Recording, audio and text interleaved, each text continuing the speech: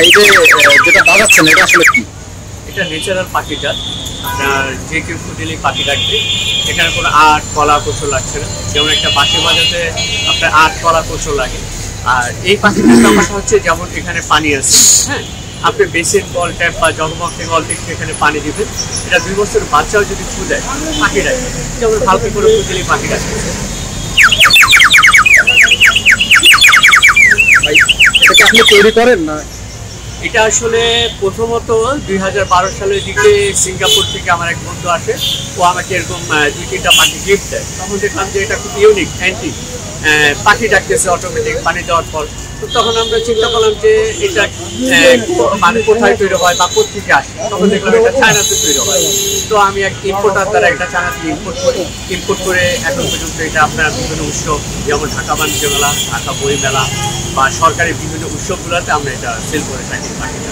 এবং এই ঢাকা শহরে আপনার পাখির শব্দটা এখন শোনা যায় না, পাখি নেই, যেমন সহজেই এই পাখিটা মানুষের ডাক শুনতে পারে। এটা অ্যাকচুয়ালি বাংলাদেশের একটা ঐতিহ্য, এটা 100 বছর ঐতিহ্য। একটা সময় এটা মাটির ছিল, তখন এটা ডুব ডুব ডুব ডুব শব্দ হতো। তো ওইটা এখন হারিয়ে গেছে, ওইটা এখন নাই। বাংলাদেশের মাটির যে পাখিটা তৈরি হয় না, এখন এটা ন্যাচারাল পাখিটা, এটা আমরা চায়না থেকে ইম্পোর্ট করে থাকি।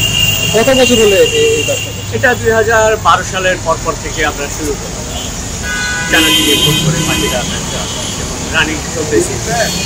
কেমন কেনা বাছা হয়, মানুষ কেমন কিনে? মোটামুটি ভালোই সেল হয়। এটা একটু ক্রিয়েটিভ জিনিস, যারা শৌখিন পাখি পছন্দ করে, পাখি ডাক পছন্দ করে, উপহার দেওয়ার জন্য বাসায় পাখি ডাক শোনার জন্য যারা এটা পছন্দ করে তারাই এটা সংগ্রহ করে। তো যেমন বই মেলা, ঢাকা বাণিজ্য মেলা, বড় বড় উৎসব বা কার্নিভালগুলোতে আমাদের সেল প্রাইসটা খুবই ভালো। এটা প্রত্যেক দিন 100-200 পিস সেল হয়। আর যখন আপনার ঢাকা ট্রেড ফেরা হয় তখন 300, 400, 500 ইভেন 1000 পিসও দিনে প্রতিদিন ছাড়া যায় এটা বিক্রি।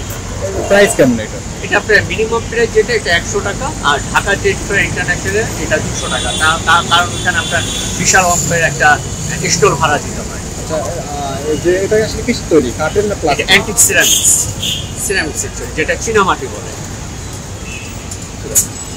আপনি এখানে শুরু করছেন কোন ধারণা থেকে আপনি এইটাই শুরু করলেন? না, আমরা আসলে দেখি যে এটা যারা সংগ্রহ করে তারা ম্যাক্সিমাম অভিভাবক হয়ে থাকে। নাতিকে দিব, কে বলে আমি আমার ছেলেকে দিব।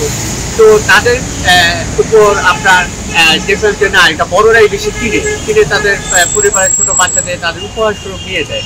তো আমরা এখন এমন একটু জায়গায় দাঁড়াই যেখানে বড়রা যাতায়াত করে বা কর্মজীবীরা যাতায়াত করে, এটা সংগ্রহ করে তাদের পরিবার উপহার দিতে পারে। ভাইয়া,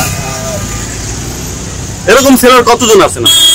এরকম সেলার আপনার আর কিছু আছে যারা আমাদের থেকে পাইকারি নিয়ে সেল দিয়ে থাকে, তবে খুব অল্প সংখ্যক। আর অনেকেই আছে এটা শোপিস হিসেবে সেল করে, তারা কিছু আছে যারা দোকানে। তার মানে অল ওভার বাংলাদেশে কি আপনারা এটা ইম্পোর্ট করতেছেন? আমরা এটা ইম্পোর্ট করতেছি। কোন পাখির ডাকের সাথে আসলে এটা দোয়েল পাখি ডাক, আপনি একটু শুনে দেখেন।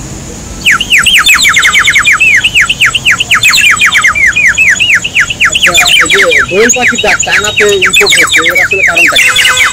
এটা বাংলাদেশে হচ্ছে না, তৈরি হচ্ছে না। হ্যাঁ, দোয়েল পাখি তো আমাদের বাংলাদেশের একটা জাতীয় পাখি, চায়নাতে তৈরি হচ্ছে। আসলে ওরা তো সবকিছু নিয়ে কাজ করে, যেটা ইউনিক, যেটা অ্যান্টিক, যেটা 100 বছর ঐতিহ্য, এটা ধরে রাখে এবং চাহিদার উপর নির্ভর করে এটা আপনার ওরা তৈরি করে থাকে। এবং এটা আপনার সারা পৃথিবীতেই আছে এই পাখিটা, সারা পৃথিবীতে বড় বড়, যেমন আপনার থাইল্যান্ড, সিঙ্গাপুর। আমি যখন প্রথম পাই তখনই আমার এক বন্ধু থেকে এটা গিফট পাই, সে সিঙ্গাপুর থেকে এসে আমাকে গিফট করে বাইরে থেকে আসে। এটা বিক্রি করে মাসিক ইনকাম কত হচ্ছে? আলহামদুলিল্লাহ ভালো, পরিবার নিয়ে খুবই ভালো চলতেছে। কেমন একটু বলা যাবে? হ্যাঁ, আপনার একটা পরিবার চলতে যতটুকু লাগে ততটুকু আল্লাহর রহমতে না। পরিবার চলতে তো কারো 20,000 দেওয়া চলে, 30,000 দেওয়া চলে, কারো 50,000। হ্যাঁ, আপনার 30-40 এরকম ধরে নিতে পারেন। আপনার ভবিষ্যৎ পরিকল্পনা কি এটা নিয়ে কন্টিনিউ করা নাকি নতুন কোনো সংযোজন আসবে? করা যায়, কারণ এটা আপডেট ভার্সন বের হতে পারে। আর এটা তো আপনার ভবিষ্যৎ প্রজন্মের পর প্রজন্ম পাখি শব্দটা শোনা দরকার আছে, ন্যাচারাল পাখি শব্দ। আর যত দিন বাড়বে তত ঘনবসতি বাড়বে, পাখি হারিয়ে যাবে। হ্যাঁ, তো তখন মানুষ এই পাখিটা ঐতিহ্য হিসাবে এটা সংগ্রহ করতে পারে। সেল করেন, সমস্যা কন্টিনিউ সেল করেন। এটা আপনার পাখিটা যেমন শোনার দরকার, আমি দীর্ঘক্ষণ যাবৎ মানুষের শোনাচ্ছি এবং এটা যেখানে মানুষের বেশি যাতায়াত করে কর্মজীবীরা বেশি যাতায়াত করে, শৌখিন লোক, সেখানে যদি শোনাই সেখানে আপনার এটা রেসপন্সটা বেশি পাওয়া যায়। আর স্টোরিলি এক জায়গায় বসে থেকে ওখানে তার দীর্ঘক্ষণ বাজানো সম্ভব না, তখন এটা শোপিস হয়ে যায়। আর এখন এটা পাখিটা হিসাবে মানুষ এটা সংগ্রহ করতেছে।